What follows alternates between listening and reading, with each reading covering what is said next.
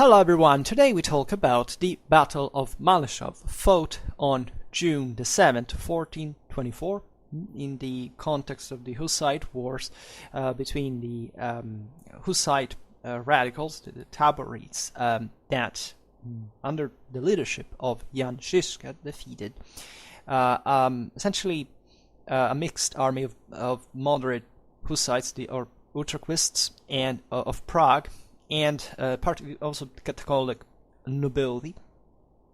I would like in advance to excuse myself for any kind of mispronunciation, a lot of Czech names that I will be pronouncing. I know that I have very faithful and attentive Czech followers, of which I'm very proud, but unfortunately I can't speak the language, so I apologize for any mispronunciation. And this battle is very interesting for a number of reasons that we will try to explain now. It's one of the naturally of the victories achieved by the Hussite leader Jan Žižka, and it is one of the least known of them. For problems of documentation of historical importance, this, for example, was, as I've already defined it, basically internal struggle between the same Hussites, was also basically the last battle of Jan Žižka that would die in October of the same year because of some sort of plague, therefore, and it's not particularly documented. I mean, it's important. It's an important battle because, as we will see, albeit the scarce information on it, we have hints of it not having been just a small engagement, right? After the victory, Žižka marched on Prague, this essentially confirmed his leading role in the Hussite movement. Soon this other faction, the Orobites, was reconciled with the Taborites, and this cohesion played an important factor in the rest of the story. Today we do not talk about the broader context. I promise. Actually, quite randomly, tomorrow hopefully we'll speak about the Hussites, but it's completely random, I swear. But we have a lot to do about the Hussites and Bohemian history in general. So this is the battle videos. They're based on tactics and based on the accounts, contemporary or almost accounts to the same battle. And there is a specific playlist named Battles that I make because, as you know, I'm a medievalist and I specialize in military historian. I specialize specifically in tactics, right? My theses were all about this, and I keep studying essentially these aspects. And I think here for a number of reasons we mostly explained in the von Clausewitz playlist, there is a particular relevance that tactics has, not just for combat in itself, but specifically for what this entails from a broader strategical point of view, that today and more political and historical, right? And I think this video can be quite didactic in this sense, because exactly the lack of info that we have on this battle, or at least not even much, but properly, in fact, the amount and the type of information, can show us specifically how even historiography has framed a bit the Hussite wars and tactics specifically, and how properly we do not know so much about them. Last autumn I made a video on Hussite tactics specifically, so you can go watch that because it's a comprehensive look at the problem. And I was saying, let's hope at some point we make a Hussite battle video. And so here's the first one. And we will cover all the battles of the Hussite War, ideally, hopefully, at some point. And therefore, we have some evidence to analyze here. And a bit as a methodological, explanation here. You say, how do you make this battle videos? I explain it somewhere here and there, but specifically for this one, I tell you what I did, and in part what you should do, what you shouldn't do, that I actually did in this. Because, as you know, I make now these history videos, essentially a different one every day, right? So I don't have the actual time to go check every single source or study present about these battles. About this, I presume I did, and I explain you how, though, which is not the best way you can do. Surely I haven't read all the studies present to do this, because I as I often said, for a late 13th century Central European battle that involved the Bohemians too, by the way, that I wrote for a master thesis, I basically spent good 6 months, right? And that's a late 13th century battle. This is from early 15th century, and I don't think it's better documented at all. But and this is something that by experience I had already gathered before finding the actual sources, right? But it's like I don't know, the last battle we made on Rio Salado, I think, was the last battle video. Well, that also presented an astonishing amount of information I had to find synthesis from, and I couldn't study all the chronicles to make the actual video. It would have taken months, right? And to carry out a proper analysis, to be very precise. Sometimes actually there is less, right, to do, because generally speaking, it's not much about battle accounts that can be studied even in some days or some weeks, maybe at the longest, if their construction is more complicated. But there is also the whole issue of the campaign that is basically strategy, and therefore requires much more info on it to reconstruct, which adds to the whole. So if one really wanted to do something very, very precise, historically speaking, should be definitely more careful. And I haven't been doing this, but every time I can, and this is why I made this battle videos, I reconstruct the battles from the actual accounts wherever I can find them. And the point here, so these are things that you already know, I already told you, but you would say, well, a random question, that is, if I wanted to study like a battle like this, where do I find the info? So okay, yes, you can check, I don't know, even Wikipedia sometimes can give you the actual bibliography from which you can start studying. So that is enough, because in theory you should go check those studies, and those studies also report all the sources and studies that they're based on. So you start like that. It's very easy actually, but naturally most people like me at this point for this specific say work doesn't have time. Do not have time. So it becomes a matter of saying, let's see if we can gather some info from the internet. And first of all, as I always say when I make these videos, I say, let me just check more or less what this battle is about. That is to say, how much info there is in general, how much in popular culture this has been assimilated, right? Because that can make practically the difference also between actually finding the sources online and not. And here I think I was lucky for an engagement like this, and more or less to understand what happened during the battle. And already from maybe some smaller accounts, I have, for example, a dictionary of all battles and an encyclopedia of battles. So those small syntheses can already give me a hint of what the deal is here in terms of what are the main difficulties in reconstructing these battles. First of all, what do these accounts essentially disagree on, or why does an author that reconstruct this battle puts the emphasis more on certain aspects or another. So here there is a broader issue that I've met with, because this battle of Malešov, as we will see, is very simple in itself. There isn't much to understand. There is a passage that is interesting. It can give to further interpretation. I think historians traditionally have interpreted correctly overall, but the whole deal around which this battle seems to be revolving in popular culture and even in these syntheses written by actual historians is the use of wagons, the famous Hussite war wagons that, however, in this battle, and this is why it's more meaningful, were used in a eccentric way compared to the pretty original one and remarkable one that the Hussites did in their battles.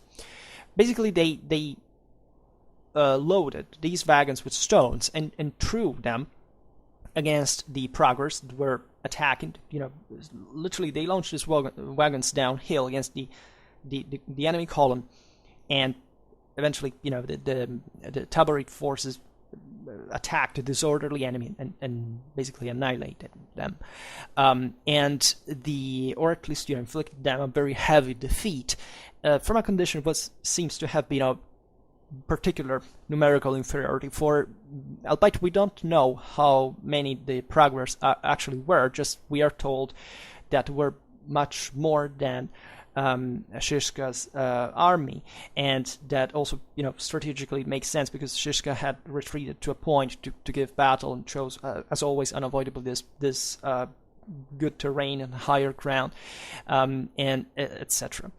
But as I won't be repeating myself pretty much about Hussite warfare in general, but as we have pointed out in that previous video, there is a general tendency to believe that the war wagons tactics employed by the Hussites were something particularly innovative. Like, they're often in disclosure in books, especially mostly the one coming from the Anglosphere, etc. They're portrayed, and also by some other national, continental European historiographers are portrayed. I'm talking popular culture mostly, right? So on the internet, whatever, as the precursors of tank warfare. This something, this special tactics that were something, special that we can frame as so in the revival of infantry warfare, of this great tactical sophistication and high military culture that broke, and it goes on like this, right? So it doesn't matter what these battles were from properly a strictly military point of view in terms of scale or eventual consequences in the military military systems that they could generate as traditionally, etc. These things have been magnified in a sense. This doesn't actually take away. My criticism, as you understand here, of this position doesn't take anything away from the astonishing, the clamorous victories that were achieved about this, but it's essentially a technologistic prejudice or modernistic delusion to pretend all the time that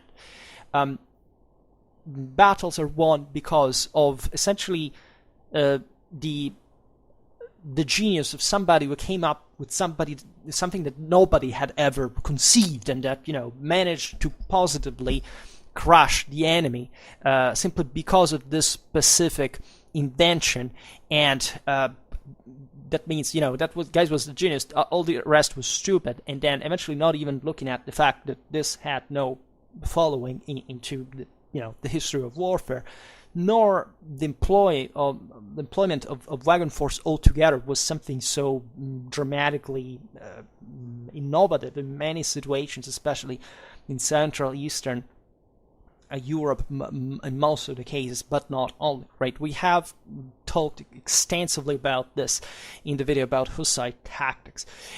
What naturally makes the thing here is leadership, is what von Clausewitz would call the military virtue of the army, luck, in a lot of aspects that by the sheer level of documentation of these battles, most cases we have no idea of. Right, Shishka was a legendary figure in this context. He well deserved his fame as a commander and as a military talent, but we have to learn to distinguish in a very concrete, rationalistic and anti-dogmatic fashion what properly means to win battles like this, and why and how, and what we properly know, right, concretely, in terms of real historical evidence about what happened in these battles in the first place, which is what obviously an uninformed person in today's times will more tend to substitute with kind of some sensationalistic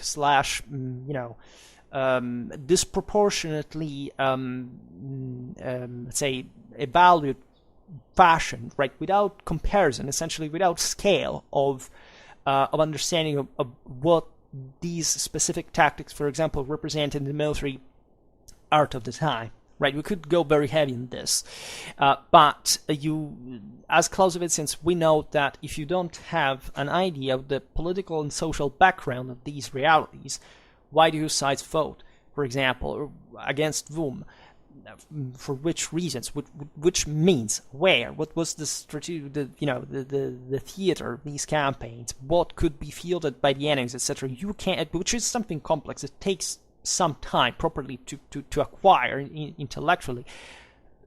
There can't be a proper judgment of this, right?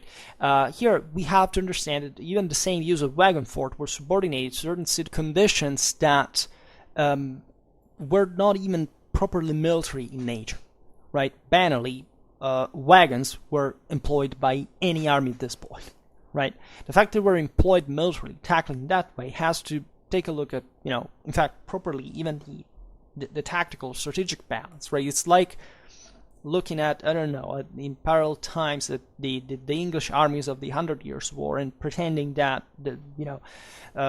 foot men-at-arms and longbowmen was a sort of standard pack tactics that was regularly employed just for the sake of itself and not because of the tactical strategical contingencies, not even the political social ones. That doesn't make that properly or necessarily or prevalently a doctrinal choice as we mean, but that were much more flexible in nature. The same goes for the use of the Hussite wagon forts that was dramatically smart, original, effective. Objectively, there is no other evidence of the employment of similar tactics, if not as a consequence in Hungary after the same Hussite wars, right? It seems that the Hungarians had suffered heavily at the defeats of the same Hussites, had fundamentally integrated, metabolized these tactics themselves. They would employ them against the Ottomans, even with some success at some point in the Balkanic Central European frontier. Eventually, you know how things ended for Hungary anyway, which is one of the reasons why also these things must be properly understood in terms of, what you can't extrapolate one single factor and say, okay, that's what made the thing. No, and that's a typical modern mentality. I'm crushing basically now any kind of person I meet with this kind of remarks. That is to say, there is no intelligence in a person's mind to presume in front of the reality we live on every day that one single factor is decisive. There is not properly a decisiveness in warfare. That's a kind of assertive way of saying, I believe this is the thing and I'm cool because of that. No, it's not like that. You have basically an impossibly sortable system, because it's, first of all, we have no idea concretely from the accounts what was happening in the first place. Then you have a range of factors you can more or less reconstruct, but you cannot quantify, right? And even if one factor seems to have made the thing, that's just like the iceberg tip illusion. That is to say, you want to isolate that because you don't see what lays underneath, and you presume that the thing that made the thing alone, while without all the, by the way, much more standard and average and real concrete military practice, it would have led to nothing, right? That is to say, maybe even because the same, if another leader had tried to carry out the same tactic, the battle would have failed, right? Because we simply have no idea how these factors interplayed in that specific reality. So never have a positivistic, progressistic, technologistic, modernistic approach to these things. It is the greatest mental illness of our times. It's the reason why basically all our world is one of the main causes. And so I'd say we begin directly with the accounts, the battle accounts, because they basically explain a bit what the campaign was about and the strategical situation, and more or less the amount of troops that here we gathered. Albeit, must say that one information from properly the amount of Žižka's troops, which should is provided by another source, and that still about it talks about the strategic background, and that says at least at a previous point in the battle, more entertaining, maybe more spectacular, what instead we can legitimately doubt about. Albeit, basically what we have here is some accounts, some depended on basically two major, right? Especially one that is the most important, that is the Old Czech Chronicle, dating from the 15th, 16th century. That is a bit the incriminated source that I find actually the most interesting, the more intelligent, and I don't think it's been misused per se, right? But that can arise legitimate doubt properly on the fact of, are we realizing this is just a piece of literature and that we cannot know with certainty what concretely happened, but still is very, very, very interesting. So I hope that it's just, a bit of lesson in method. So I'd say we begin directly with the accounts, the battle accounts, because they basically explain a bit what the campaign was about and the strategical situation, and more or less the amount of troops that here we gathered. Albeit, must say that one information from properly the amount of Žižka's troops, which should is provided by another source, and that still about it talks about the strategic background, and that says at least at a previous point in the campaign, Žižka's army amounted to 500 horsemen, 7,000 infantry, and 300 wagons, which would have been probably less at the time of the Battle of Malishev, because of logistical friction was, standard in these armies as any other at the time, right? And we get, as we were saying before, we just get information that the progress, as we call them here, as the enemy had superior forces, superior numbers, at least compared to Žižka, and that they suffered in the range from 1,400 to 3,000 kills during the battle, or casualties in general. Now we will re-look at that. This is important because, for example, I must say I found these accounts on the actual Czech Wikipedia, which was the only one where I found properly even published the sources of this, that talk about the Battle of Malešov.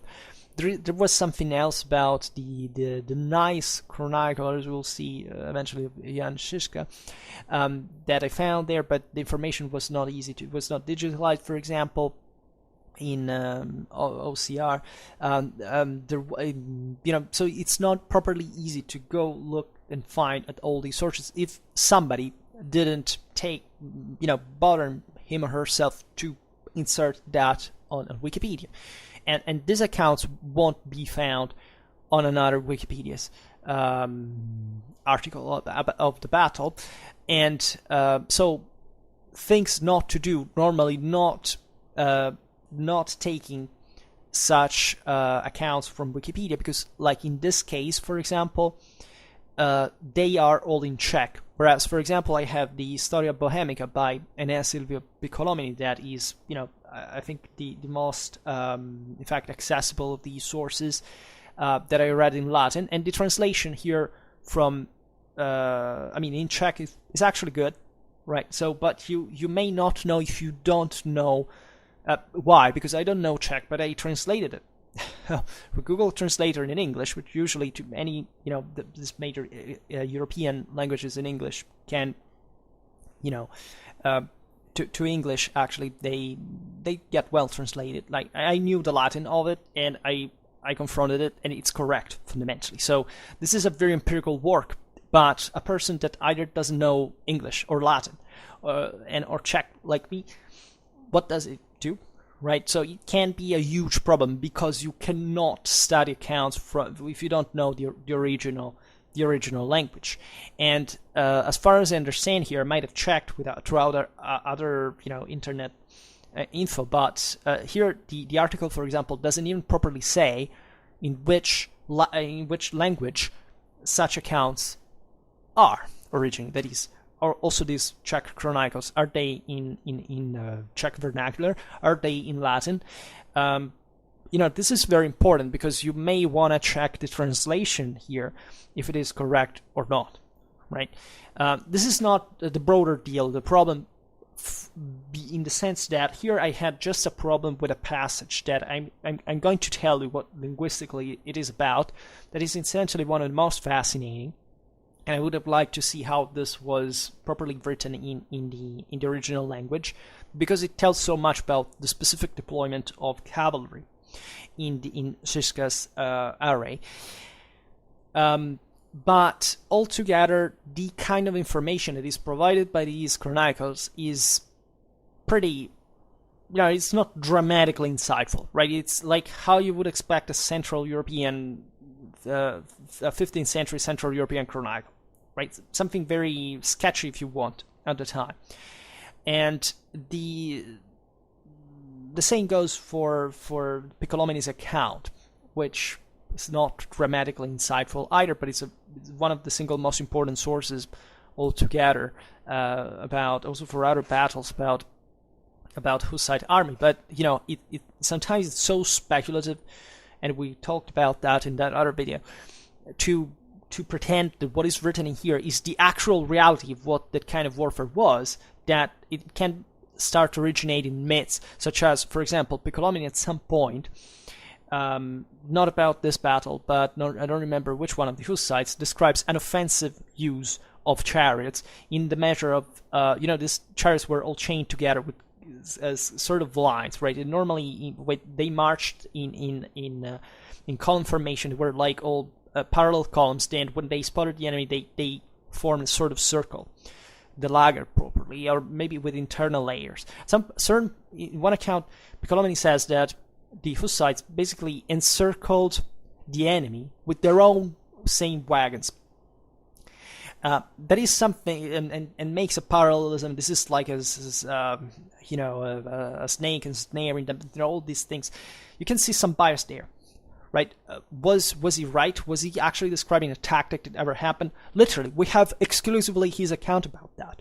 So any kind of debate on whether the Hussites actually used that is pure speculation, because you can't make hypotheses about how military logical, whatever it is, but without further evidence, or even fixating too much on that problem in order to explain certain aspects of wagon fort tactics, is, historically speaking, a waste of time, right? You should know. You should be aware of that, but you also have to be concrete, right? It's a bit like Occam razors, also dramatically complicated battle reconstructions. Most of the times just go against the simplicity of military logic, and it can't be discarded, because at the end of the day, these accounts are written by people that may have not concretely known what happened in the first place, and that's how few we know generally about such battles in the first place. And these areas, that is to say, Hussite battles are dramatically, less documented than something that was happening in parallel during the 100 Years' War, because there was a significantly different political and social reality behind that, right? And these things, if one doesn't picture them, it starts creating disproportionate, inventions. I don't even know how to say that when picturing what medieval warfare concretely was about. And let's be honest, most people that get interested in these aspects are very much military biased. That is to say, they may not actually understand anything about military history, but they're all about the warriors, the knights, the things. They're obsessed about this idea. But being obsessed with that, even for a lifetime, doesn't actually make you anything competent about them, and that's a very serious problem. But as we will see now, matters are simpler when seen, when explained, when we read the sources, All right. So we start specifically with these two accounts. First of all, we don't know much about the battlefield either. We know that the battle took place in the vicinity of Malishev, but that's pretty much it. We don't know where, and that's also a significant lack of information. The most important sources, as we were saying before, is the manuscript M of the Old Czech Chronicles, dating from the 15th to the 16th century, so we don't even know exactly when it was written, and it might have been written almost 1 century later to the events.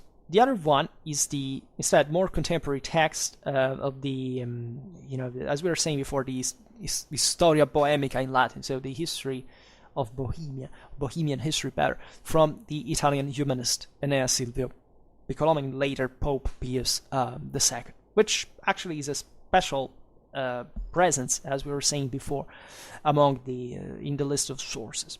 So let's read first the Old Czech Chronicles. That is a very I've never read the whole source, but given how it describes the battle account, it provides the most insightful, the richest, the most seemingly informed. As we will see now, there are perplexities about this course of the battle account. So it simply says like this: Žižka then moved to Malešov near Kutná Hora, and the people of Prague were still following him when they joined some of the lords and wanted to defeat him. Žižka quickly retreated in front of them to find a suitable place to fight somewhere. He took refuge with his wagons on a hill, fortified himself there, and waited for the Praguers, who chased him and said that he was already running from them. They didn't even wait for everyone to gather, and they crossed the valley where Žižka was waiting for them. Žižka prepared for battle and proceeded as follows. He knocked the wagons together and lined up the troops. First the riders, then the pedestrians. Then he selected several forage wagons and ordered them to be filled with stones, and placed them in the middle of the crowd among the riders, that the enemy would not notice them. Then when basically half of the Praguers came across the valley, he sent his riders on them. And walking in a crowd, here I translated, I don't know whether it's correct in Czech, but we'll explain this now a little bit. Between the riders, right, which doesn't mean that the wagons were interspersed among the riders, but they were placed, as we'll see, probably in between the two wings of cavalry, at least, two lateral units of cavalrymen. So he places them there and pushed the wagons. And when the Praguers approached them, he ordered the wagons to be dropped on them from the above, and so he broke their ranks completely. Then he fired cannons at them and ordered his men to strike at them.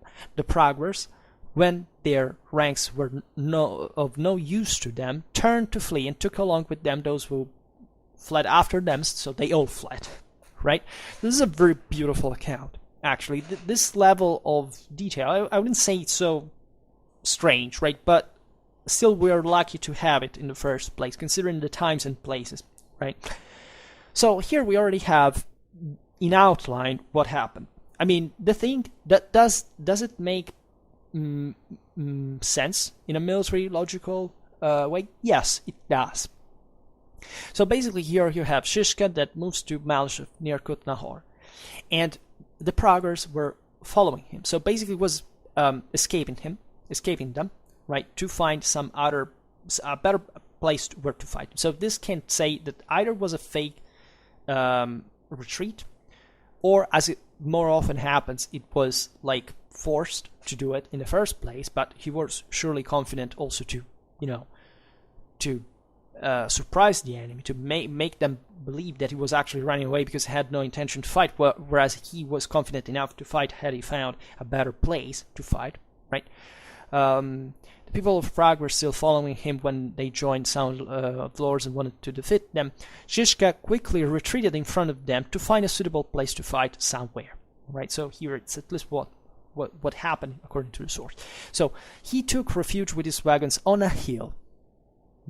So he stresses the fact that at least he had his own wagons still, as in Hussite forces was a bit norm at that point. At this point, Žižka had already won this astonishing series of victories, in fact, thanks to the wagon force. Right, so mostly a defensive position. So here the annals say, okay, he basically takes the strong position on a hill with his wagons and fortified himself there and waited for the Praguers. Now, the fact that he fortified himself, I don't know here, maybe be this in translation, I don't know how it was in the original, but may mean that actually even there the wagons altogether might have been prearranged properly in the lager formation, like a circle or square, whatever. So, but a perimeter, an enclosed perimeter, were to. It's as if he had created an entrenchment, right? It's not that a wagon fort in this sense was used much differently from a field fortification, right? It's just that it could be quicker, right? Considering that the Hussites were often on the run. Also strategically, they made this hit and run properly strategies. They even launched invasions of hunger, things like that. They would gain time at not digging and trenching properly with an average fortification. Would just have their carts, their wagons. So that's pretty important, because as we have just read also, the thing here of the wagons launched against the enemy was done according to the source, not with the average wagons, but properly the one of the forage, of the subsistence, the supplies ones. So not properly the ones that were, let's say, at this point habitually used by the Hussites to defend themselves from them. Right, you know that they were also properly a bit different from the others. They had some openings for letting troops in. They had some holes for inserting the weapons, the guns, things like that. So it's important to note this detail. So the Praguers chased him and said that he was already running from them. So here, basically, the Praguers are depicted as overconfident, right? They say, this guy is running away, right? Probably because they had an effective advantage, strategically speaking. We don't have to think, as we were saying before, that Wu retreats is just, tricking the enemy. Because he wouldn't have much reason to retreat. In military logic, if you retreat in the first place, it's because you are already given the initiative to the enemy, and you're not in a good situation. I found countless battles, some very beautiful ones that were all kind of a ruse, of a trick, right? But that still, that trick was triggered by a situation in which the army literally needed to retreat. Because if Žižka had not deployed here, probably would have been defeated, right? So never think that war is easy, that these people were doing, retreating, abandoning positions for no reason, right? If you're strong, you go on the offensive. You exploit that specific capacity because you want to get done with the enemy. That's the most important thing. So we have already seen all these things in von Clausewitz. We know what we're talking about. Here, there is evidently a condition of superiority to the Praguers who have the reason to believe that they are the stronger and that the guy was running away, right? So they felt confident, overconfident, but the important is that they by this attitude, they, according to the source, they were aware of their advantage, of their superiority. Naturally, this can be some shades. We don't know what specifically the commanders believed, if this was a unanimous feeling, whatever. Here, the source is obviously making a synthesis. It's concise, doesn't tell us everything. So welcome to history, not knowing basically anything about what actually happened, but still trying to make sense of it. So then the source says the Praguers didn't even wait for everyone to gather, and they crossed the valley where Žižka was waiting for them. Now, as we'll see, if I'm not wrong, Piccolomini says that there was also a stream down to this valley, because properly, in valleys there usually are, and that's something you have to mind when you are on the offensive. You cross properly a defense in a river, and that is even if it's just a stream, right? And that can be important for morale, for whether you can allow a retreat, an orderly one, etc. So it all here sounds like a trap that Shishka was holding. And so, in fact, it was. So, in fact, going on, Shishka prepared for battle and proceeds as follows. It knocked the wagons together and lined up the troops. So here I presume he's talking about the average war wagons, right? Probably still uphill, with the objective of defending the baggage, defending the train, right, and creating this kind of last line of defense in case things went wrong. This is something that happened normally. We've seen it in other videos when talking about, I don't know, the battle plans of the Burgundian army of Charles the Bold. We have seen it. There is a Azincourt for the English, that it was normal to create some kind of fortified encampments where to hope to make a last stand if things had gone dramatically wrong, to protect the supplies that often were raided by some enemy forces, overturning the enemy army, something like that has often happened. So nothing strange right here. Yes, these guys were doing it from a tradition that had seen those wagon forts more technically specialized for an effective defense, right? But it's something pretty standard and universal, as basically all warfare is at this point, right? It can be different tactics from different peoples, more or less. Here in this case, Europeans fought in the same ways, and lined up the troops. So, and that's another thing. It's that properly the troops are lined up, and they are lined up outside of this wagon fort, right? At least as I sense. I don't know what the guy was thinking, but I presume, because you don't line up troops like inside an encampment proper, right? There are other ways to, yes, they could be lined up. They could maybe for a possible sortie, whatever, but here it doesn't properly say this. Here it sounds like properly, yes, he kept his wagons together in that arrangement and then lined up the troops, I presume, outside, right? Because you want to counterattack. As we've seen in von Clausewitz, the principle of any defense is to counterattack. Otherwise, you cannot exploit. And how do you do? This doesn't sound an hopeless situation. The Chronicle says properly that Shishka prepared for battle, not for a desperate defense of the wagon fort. Which often could be the deal, right? And so in the case of the Hussites, might have been truer than more likely than in other situations, but still this sounds something different also, because properly troops were lined, yes, inside the wagon fort, but also inside the wagons. This sounds something different. In fact, he also says first riders, then pedestrians, right? So here it doesn't talk about a chronological order. It's speaking of properly the fact that cavalry was in an advanced position and the infantry behind, which was pretty standard at the time.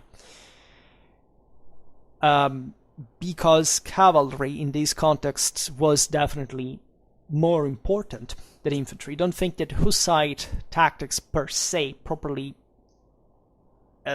define a stronger quality of infantry per se. There you have a fortification. So for the same fact that these guys entrenched themselves into their war wagons, you're saying that they didn't have much other capacity to withstand in an open field situation the enemy onslaught, as it would be more practical in general if such advantage or solidity or possibility of eventually passing to the counteroffensive had properly existed out there, because that's how literally all the other Europeans fought, and they weren't imbeciles, right?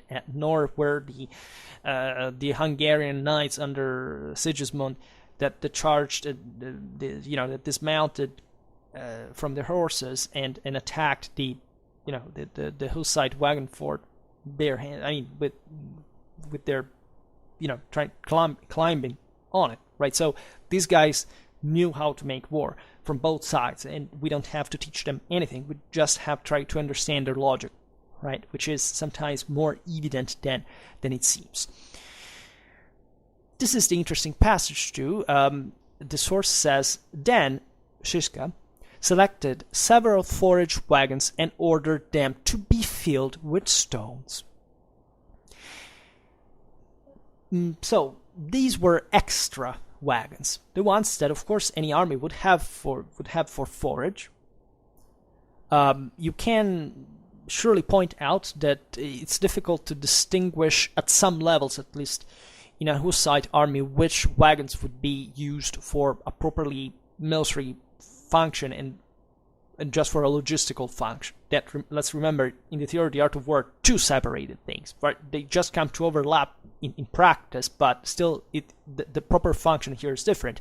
Here, of course, the forage might have been, brought, unloaded from the wagons. If that wagon was thought for in the incumbents of combat to have been manned, as was usually done by the Hussites as well. So it's important to stress that there was something like an in-between. But this sounds pretty much as the source has already talked about other wagons before that were locked all together, basically, in the usual fashion, whereas these were forage wagons that in fact are not used for being manned. They're used for being filled with stones to be ballasted. And then here, one of the passages didn't manage to precisely translate, says, and he placed these wagons in the middle of the crowd. Here, I don't know in Czech whether it's among or between the riders, so that the enemies would not notice them. So here, in the way I interpreted it, because the first thing that I read then I asked myself from the synthesis that I had read before having read this chronicle is, wait a second, I'm a Prager and I'm going uphill against these guys. I spot them. I see the wagons. The first thing I do, even at a distance, say, oh, wait a second, did they have the wagons up there? Isn't that kind of dangerous? Like, that is to say, the idea of using a wagon thrown downhill, it's not a genial idea. It's like, even a child can understand. I remember I played similar things when I was a child. The problem here was on the contrary, to hide that and to catch the enemy by surprise. A surprise was not due to the fact that they didn't think that the guys could throw wagons against them. The surprise deriving from the fact that the Pragers believed that Žižka's army was too weak and that its retreat was basically a declaration of military inferiority, and that they probably didn't know that the enemy was even up for fighting. Right, and as we will see here, the terrain also was a pretty bad one for battle, and it would be pretty interesting to know even how the terrain was at the time, because seemingly it was actually wooded. Right, this was not even properly an open ground. It didn't seem properly like a pitched battleground, and that's why also probably the Pragers were caught by surprise and why they were proceeding in column, which for throwing the wagons against them is particularly convenient, because at that point you strike the head, all the rest is done for. Whereas had it been a wider deployment, would have had probably less of an impact. And here the answer goes, if I translate correctly, and I must say that also the historical synthesis agree in this, because they evidently took the information from this chronicle, is that likely either the cavalry was deployed on the flanks of a formation, and this would be, however, to be explained considering the source said that the riders had been deployed in front of foot, right? So maybe the wagons were behind the cavalry at this point, but it says that they were deployed in the midst of a crowd. Here I don't even know the article in Czech, which is a crowd. I mean, I don't think there is even, but like the crowd or a crowd. Between the riders, I understand. So I imagine it like this, like that among, let's say, literally within the infantry, there were these wagons, so that the enemy would see the cavalry in the front, that, as we will see here, according to some sort, was sent first, seeing the enemy deployment still with the Žižka's infantry uphill, but not seeing the wagons, because the wagons might have been concealed literally by the troops that had their banners, their lances, etc., would form a screen to to make the enemy overconfident. In fact, this cavalry, as we will see, was probably sent just for a feint fight. The source doesn't explicitate that, but it would be pretty military logic to make the enemy, even thinking that the Shishka's army was broken in a sense. That it was sending cavalry and retreating, so that, okay, they're done for. Even their cavalry is lost. Instead, we will see what happens. And here it says explicitly, so that the enemy wouldn't notice the wagons. That was the important thing. That's where the surprise led. It was a perfect planning, according to the source. Which goes on and says that half the Praguers had already crossed the valley. Right. So here, yeah, imagine the Praguers' army was seemingly large. Right. Also, I mean, Prague being also the most important Bohemian city already from centuries, but an important material wealth. We can think large army, right? This is kind of characteristic of city militias. I think we don't have to think of dramatically developed. It would have been like, there would have been a patriciate with some kind of equestrian skill. There was some military capacity, most of them being kind of militia level. We know there were also farmers, so of course. These troops maybe didn't differ dramatically from the one Shishka's fielded, but as we've seen here, there were, for example, much more than him. So half of the enemies here is, okay, if you want to trap them, counting on destroying half of them in an army is like defeating the whole army, right? Because 50% of casualties at that point is an irrecuperable situation. It blows your mind, and it's good.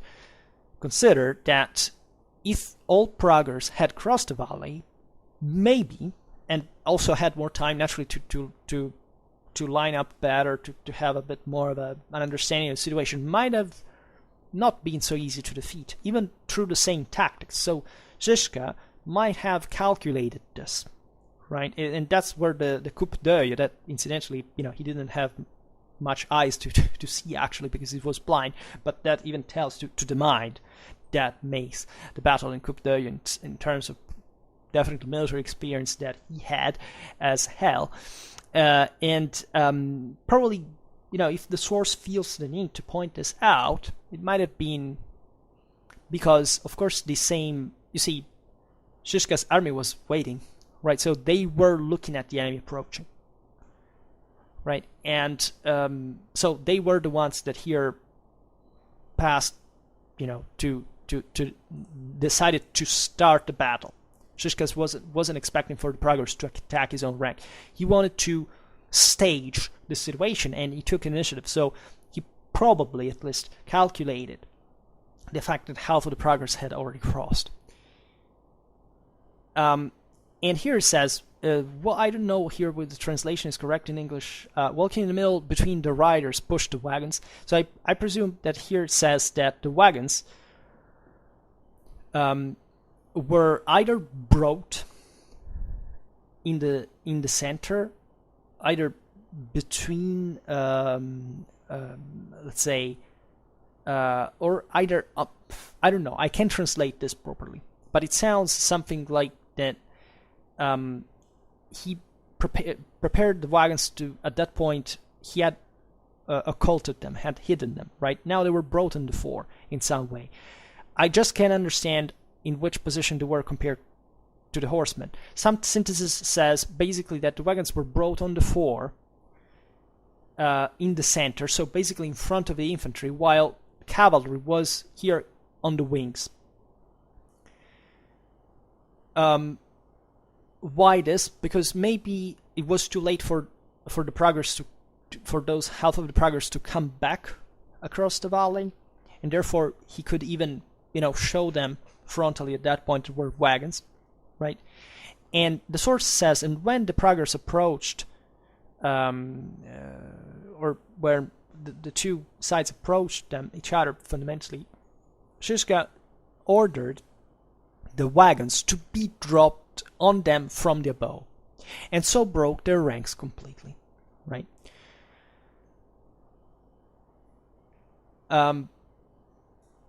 So this is clear, right? And we don't understand clearly here because cavalry had already been sent. You see, in the previous, in the phrase before the last, he says that Žižka had, at the moment half of the Praguers had crossed the valley, he had sent riders on them. So basically, cavalry had engaged the Praguers. So at this point, we don't know how, right? We don't know what was the space here, literally. We don't have the information. We don't know whether this was a narrow path. What was the width of the deployment? How much the wagons occupied in width? Whether the cavalry was pre-stagedly, set in a way that would leave a corridor for the wagons to go through. We don't clearly know. We might even think that cavalry here, that the source doesn't say it, but basically had, already retreated, right? Because you wouldn't send these wagons while cavalry still engaged. You would crush your own cavalry, and I don't think that was this terrible room for maneuvering, because eventually other sources, as we'll see now, said that basically was not much of a space even to deploy. So this we might not exactly ever know.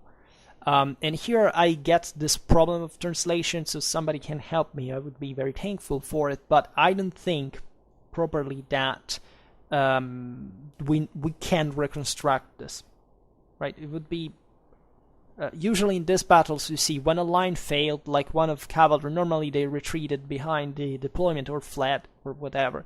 So at that point you would send the wagons in. But at the same time you have to say, would you just, here the source doesn't say that cavalry was sent desperately for kind of a feint, for attacking and carrying out a feint flight. But at the same time, we see that the concern for the wagons' employment was pretty big to justify the fact that it was mostly on the wagons that the thing was, the bet stood, right? How to employ them correctly. The cavalry there might have not even properly sent for just softening up the enemy rank or disordering them already, which surely was a function, but also properly to make the enemy, well, okay, yes, we might have been properly, mostly because of that, but also properly to give, and this might be properly, yes, more important, to give the Praguers more confidence when the enemy cavalry was fleeing. Say, okay, we broke their cavalry, so they would become ever more confident, going ever more uphill, right? So in fact, here the source says that after cavalry had been engaged against the enemy, the two sides kind of approached, and Žižka gave order for the wagons to be thrown down, right? So this is important because he might have actually spent already in part the enemy forces that were also to climb uphill by having sent cavalry against them and to maximize the value of the wagons in disordering their formation, because it says it so broke their ranks completely. Right, so it might have been that without that cavalry employment, and had been, as we've seen, the Praguers more, the wagons might have not been enough to break completely the enemy ranks. Right. Not only, the source says, then Žižka fired cannons at the Praguers and ordered his men to strike at them. So this has been concerted as well. You smash into the enemy ranks and you disordered them completely with the wagons. Plus you fire with your artillery on them, so you are maximizing, you're putting the enemy under the greatest combined pressure, combined arms that you can, right? And you order your men to charge the enemy. So basically this guy depleted the enemy psychophysically, disorders formation, and pours everything he has against it, his fire and men, right?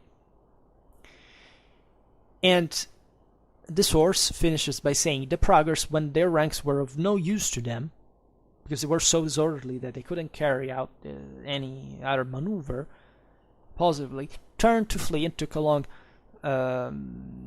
with them those who fled after them, and so they all fled. Right. So this probably talks also of the remainder of the Praguers that not crossed the valley and see that half of their army was broken, and say, okay, well, okay, it's done, we're out of here, right? And this is because their morale had been struck, and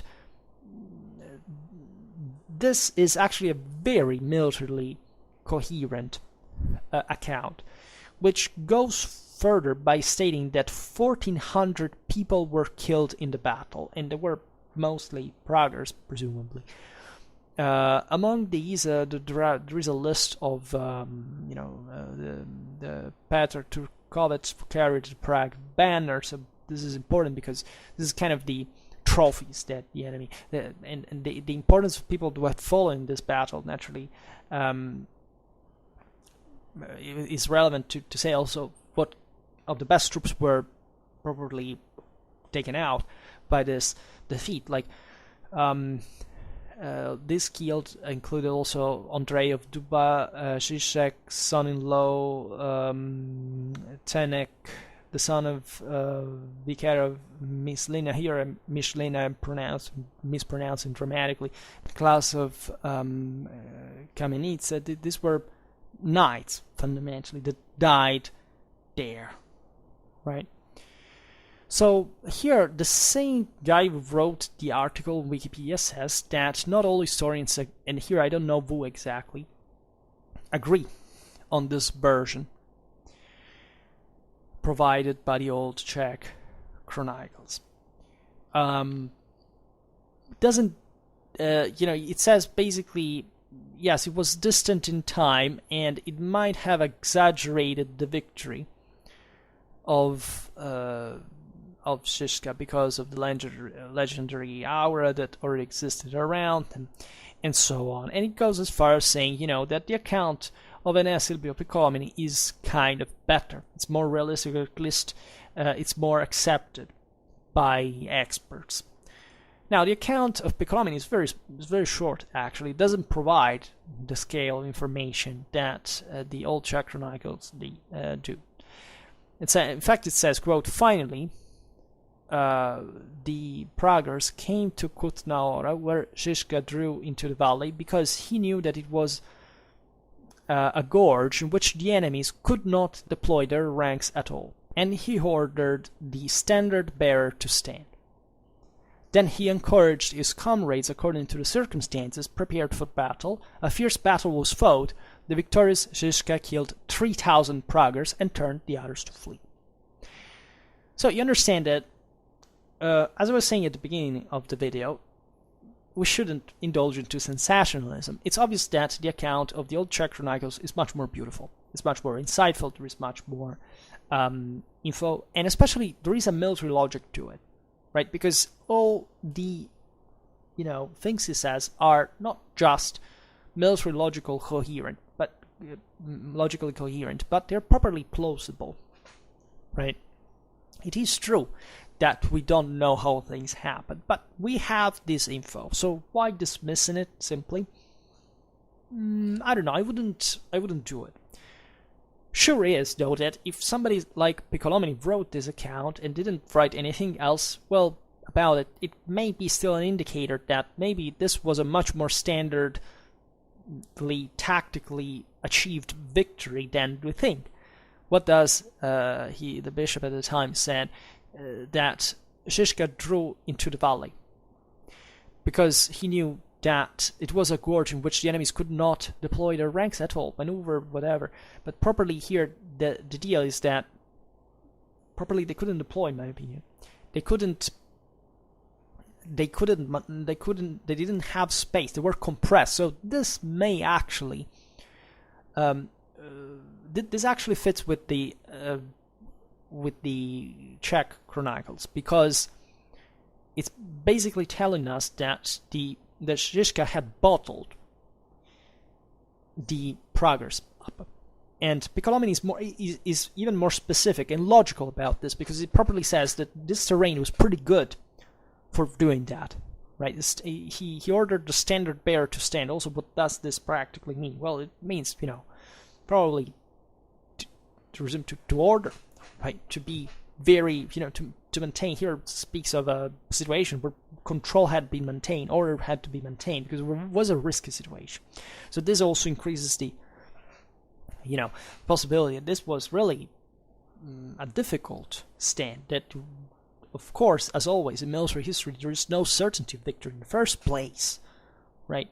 He encouraged his armies to circumstances, prepared for battle, and here, the battle account, though, the combat account doesn't exist. It says that fierce battle was fought, which normally would said, that also the enemy does exist when it's the case, right?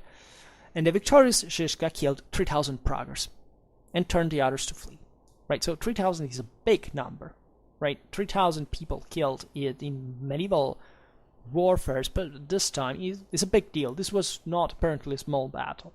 The question is also, though, would the Praguers bottle themselves up, in that way? And you see, as we were saying before, here it sounds, especially from Piccolomini's account, that the Praguers properly hadn't the possibility to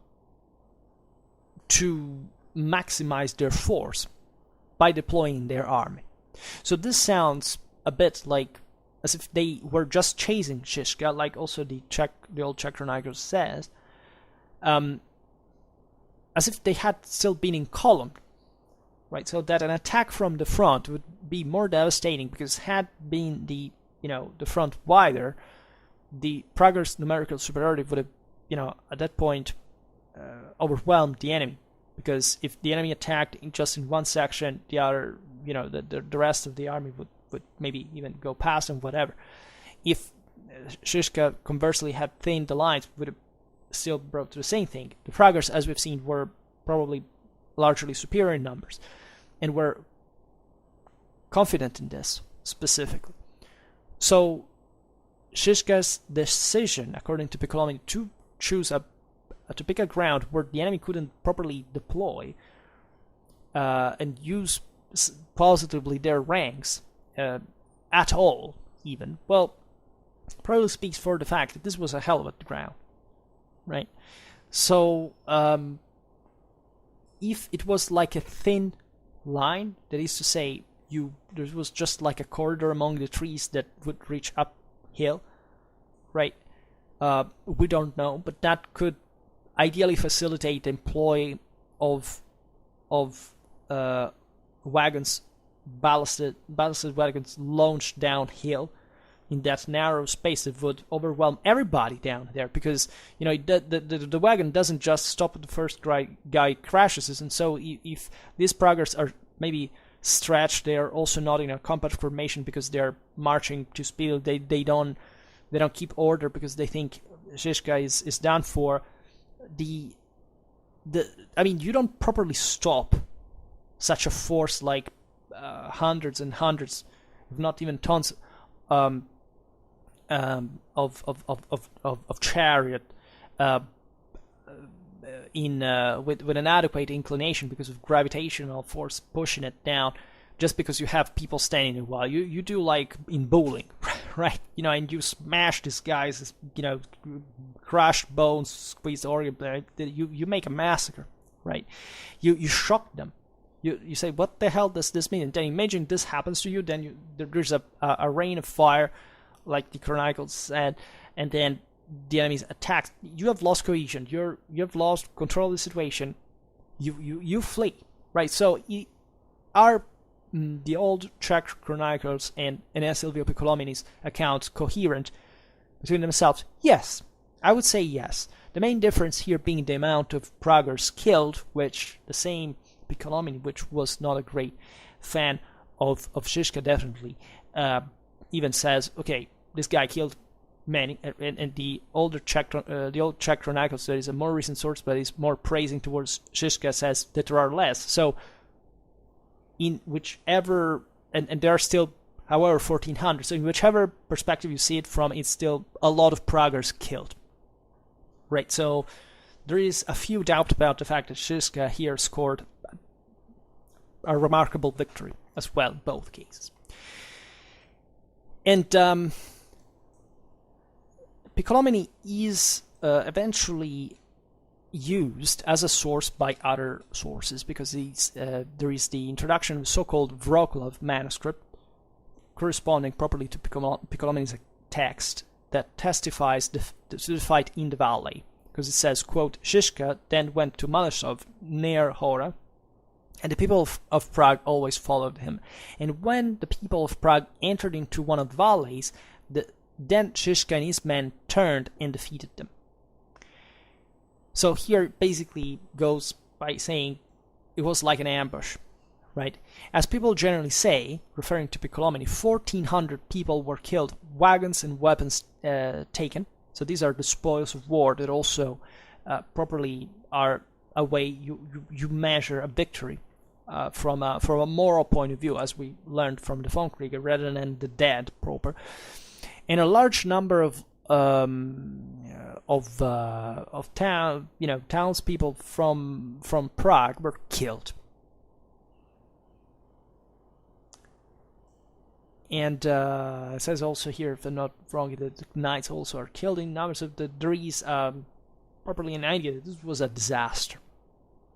This is from the Wroclaw manuscript. There is another account about the Battle of Malešov coming from the author of the so-called very nice chronicle of Jan Žižka, that says, the Praguers had a dispute with Žižka here, the political issue. Then when he says then they drew the Praguers basically marched with a great force against Žižka, and when he saw the multitude against him, he withdrew before them and the Praguers behind him. So here's still the evidence of the chase, of the fact that the Praguers were superior in number, and that he was properly brought to retreat. And then when they were near Malishev, then Žižka turned against them and fought with them and defeated them. And after that fight, there were many widows and orphans in Prague and elsewhere, right? Pretty dark.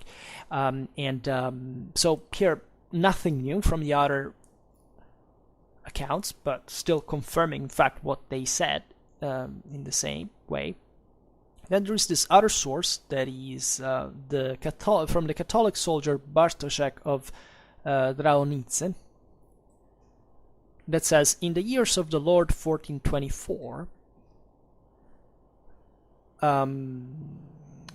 basically here is, yes, Žižka defeated the Praguers and took away many chariots with cannons. 300 Prague farmers and more fell, right?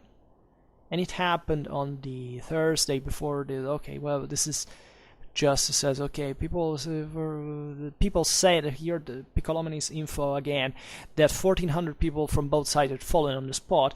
Consider, by the way, that Piccolomini is considered rightfully more reliable also because not just he was closer to the events than the old Czech chronicles, but probably because he had talked with veterans of the Hussite wars, right? So also here, when here I presume these accounts, it says the truthful people said, especially from a Catholic account that's talking about what would have become like Pope Pius II, okay, that's a truthful person in his view, of course, said that 1,400 people from both sides had fallen on the spot, right? So yeah, it may sound also that, other people knew about this that we don't know specifically. Here he gives the other info we found also in the other account about the fact that many brave knights, such as Turkovec, etc., who held the Prague banner in his hand, etc., all these other names we learned before, died, right? And here it says, in 326 Prague farmers, right, I presume, if I'm not wrong, were killed or something like that, I don't know. But however, this is not important. Important is that specifically we get the full info here about the battle in the simple pattern, in the simple outline that we've seen. There is nothing dramatically complicated here, right? Just maybe a bit, I don't know whether it's because I mistranslated, whatever, about how properly cavalry was disposed in function of the wagon's employment to be thrown downhill. Okay, but still, the idea that there would be enough room at least for cavalry to retreat and wagons to be thrown, especially in a second moment, as we've seen, so not altogether, seems to me pretty logical from a military point of view. These things might have happened. You don't have to think like a video game. Battles lasted for hours, and this might have been two separated phases.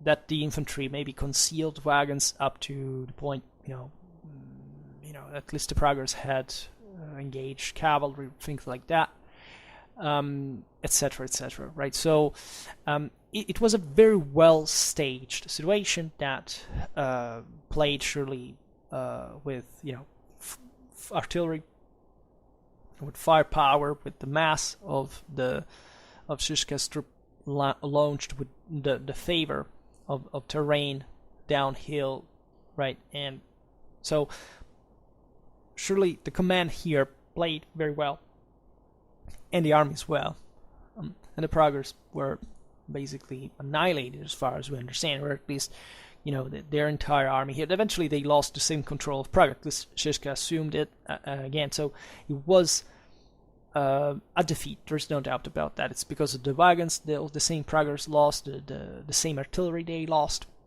This is extremely important, and it sounds like really a big score and a disaster. A big score for Szyszka and a disaster for the Praguers, right?